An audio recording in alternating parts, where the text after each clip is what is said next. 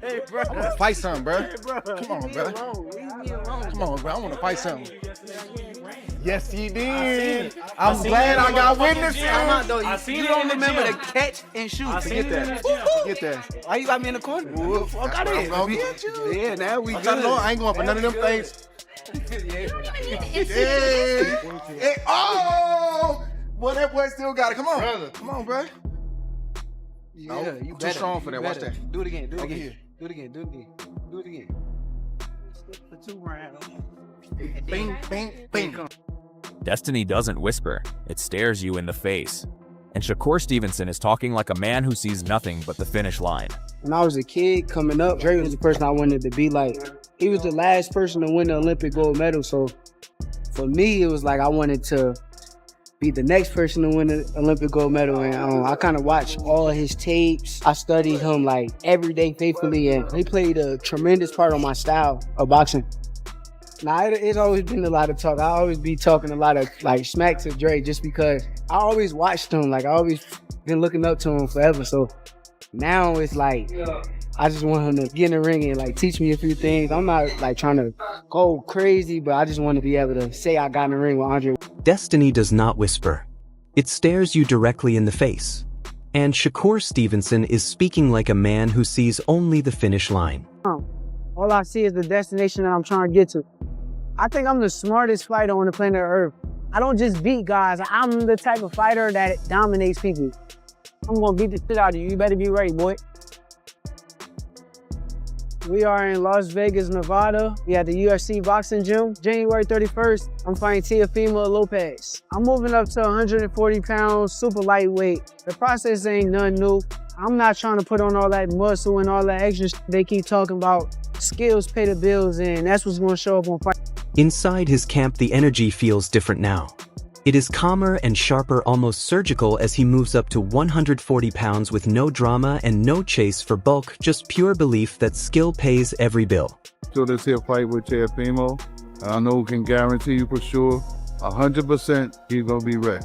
This camp feel way different from previous camps. Being away from my daughter, being away from my future wife, that's the most challenging thing. You gotta keep your eyes on the prize. This is sharpest I think I done been for a fight. My diet, I let the nutritionists and all them kind of people take care of that. I just show up and eat whatever they give me. So I pay attention to what makes me feel good, and I just stay on that. Turn them out of there. Walk them out, walk them out. I put a lot of great people around me, challenge me and push me and take me to the next level, and I think that's what keeps me at my sharpest. Terrence Crawford, that's my big brother.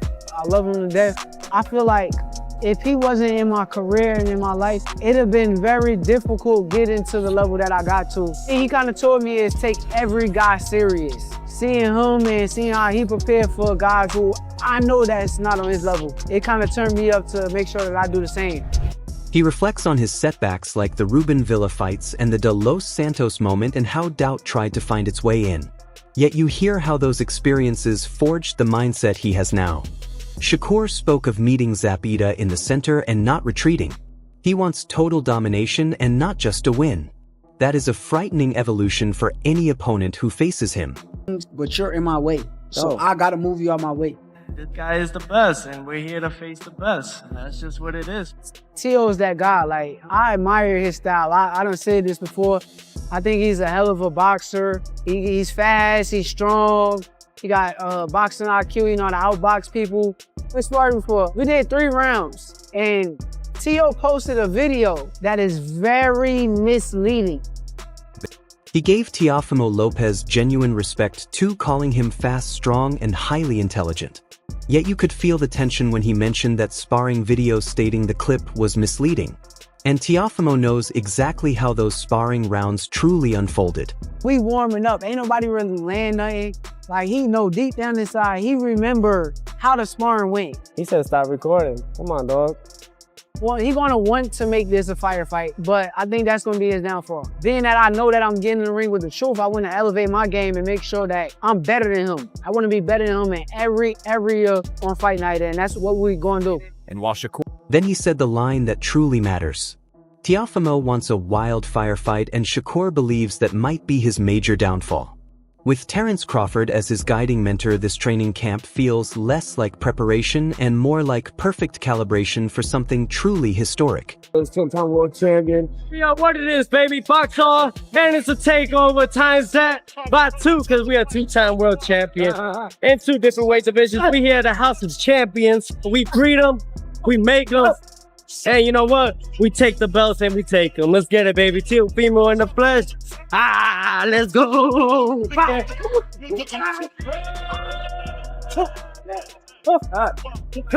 He's talking. And while Shakur spoke of destiny and calibration, Teofimo Lopez is acting like a sudden storm that destiny forgot to warn anyone about. Calling Shakur the Roadrunner and himself the Coyote is pure Teofimo energy. Yet under all those jokes, you can hear just how serious his training camp truly is. Ever since he started boxing, which was at 6, I really knew that he was really good when he started beating professional fighters at 13, 14 years old. Right here, man. Had to right hand up there. Right, left, right. 1 feet. Thumb jab right. Up. I got you need to get on your gloves and learn how to do it. He is discussing endless conditioning through swimming and late-night glove rounds without any breaks, pushing his limits to see exactly where they break. Teofimo's father adds fuel as the ultimate hype man, saying this kid was beating grown professionals at age 13 and was built for this from the very start. And honestly, that fully explains his immense confidence. That hook, 3 slip. Yep. Right here, man. Had to right hand up. So that's why we got to keep beating these guys. Beating Shakur, this is part of it to get to that next level. I pretty much have had almost everything thrown at me, and I look forward to see what will be. Teofimo keeps framing himself as the lone wolf against the entire boxing community's favorite. That chip on his shoulder sounds truly massive. He still carries the Lomachenko legacy. The health scares, the politics, the scars, and he turns all of that into pure fuel. This is not just simple trash talk. This is Teofimo Lopez saying January 31st will be his ultimate conquest moment. Then he got derailed by George Kambosos in the fight after that and just seemed to lose his way a little bit, but in recent times looks back to his best. It's a fascinating fight. This for me is all about whether Shakur Stevenson. And after Teofimo spoke of conquest, destiny, and lone wolf energy, Spencer Oliver and Gareth Davies came in sounding like 2 professors arguing over a supercomputer fight simulation. They were not even debating hype. They were debating potential ceilings. Gareth discussing Shakur's final climb to Everest made me laugh because that is legacy language, not fight week talk. When he says Shakur is not just generational but potentially an all-time great, that is pressure, not praise. Then Spencer jumps in to say, yeah, but Teofimo is the spoiler. That word fits perfectly because Teofimo does not play the hero, he plays the disruptor. In the mid-range, it's going to be fascinating. He has the physical attributes to put him on the ropes, and he knows that that's where his game's at. He's not going to be able to outbox Shakur. Yeah, he's a great boxer himself, and he's very athletic, and he's got great movement and all that, but he's explosive, he's more bullish. And I love how they framed this as brains versus brutality, intelligence versus pure force, rhythm versus explosive bursts, because that is the real tension. Gareth basically said Shakur wins on points only if he is perfect, not just good or sharp, but perfect, and that is a dangerous standard. Meanwhile, Spencer kept circling back to Teofimo's footwork, his explosiveness, and that bully energy, saying Teofimo does not need to outbox Shakur. He needs to move him, lean on him, make the ring feel smaller, and make the fight deeply uncomfortable. That is not just a strategy. That is a personality trait. The wild part is when they discuss psychology, saying neither fighter has a mental crack. There is no fear and no insecurity, just 2 locked minds colliding, and that is genuinely scary. Very fluid type of fighter in the mold of Shakur, he's a very loose-limbed, very relaxed fighter who can be offensive and defensive. It wouldn't surprise me to see Shakur down in this fight as well and get up and win the fight closely on points. They essentially described a chess match with brutal body shots, a standoff where one single mistake is absolute checkmate. And when they said Shakur cannot sit on the ropes and rely on his defensive flex like before because Teofimo will turn that into pure forward momentum, that is the real truth bomb. This is not a fight about who is prettier. It is about who controls the space, who controls the rhythm, and who controls the tempo. Spencer leans toward Shakur. Gareth sees Teofimo as the only man who can derail that historic ascent. That is the split right there. One man is trying to climb into history. The other is trying to knock the entire ladder over. And that is precisely why this fight feels dangerous from every single direction. Realistically, I think it's up and down as far as you can't favor no side stylistically because you got Teo that's super athletic. You got Shakur that like to control distance, but you know, I think Teofimo with the athleticism and certain things that he'll be able to close it in certain. And after Spencer and Gareth turned the fight into a physics equation of space intelligence and foot positioning, Oshaki Foster entered the conversation like pure static electricity. He has no filters and no poetry, just raw emotion and unfinished business energy. The way Foster discusses Shakur, you can hear this is not just boxing rivalry. It is personal history, ego history, direct message history, and gym history all layered together. When he says Shakur is his #1 target and he must have him, that is not matchmaking talk. That is pure obsession. The crazy part is how he frames Shakur's defense. He basically says all that impregnable defense talk is nice until you face someone faster, stronger, and more athletic than you. You can feel his confidence, like he is already shadowboxing the matchup in his mind. Foster is not impressed by fancy labels. He is impressed by violent collisions. Then when he shifts to Teofimo versus Shakur, the tone changes from personal vendetta to cold analysis.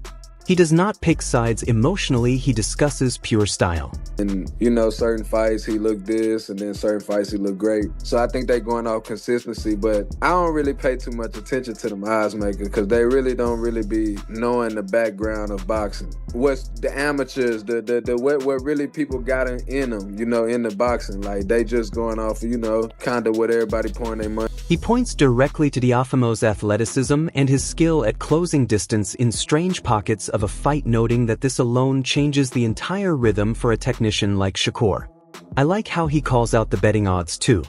He is basically saying the numbers do not understand boxing. They know betting patterns, not gym realities. That is a real fighter's perspective. Records do not tell you who is dangerous. Habits do. When Foster mentions Teofimo's success against southpaws like Lomachenko and Josh Taylor, that is not trivia. That is pattern recognition. He is saying Teofimo does not just fight styles, he solves them. But he still leaves it open, saying it could be a chess match or it could become heated if Teofimo forces the risk.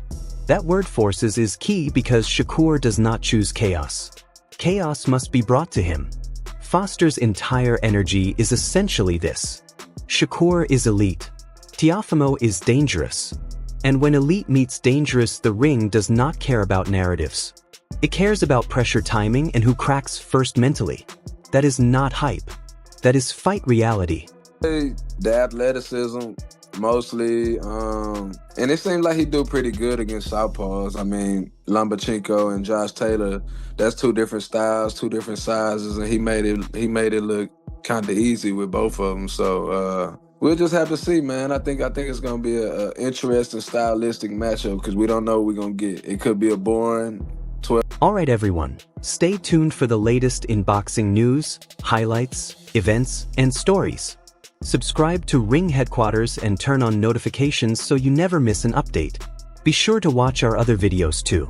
Until next time, take care and stay safe.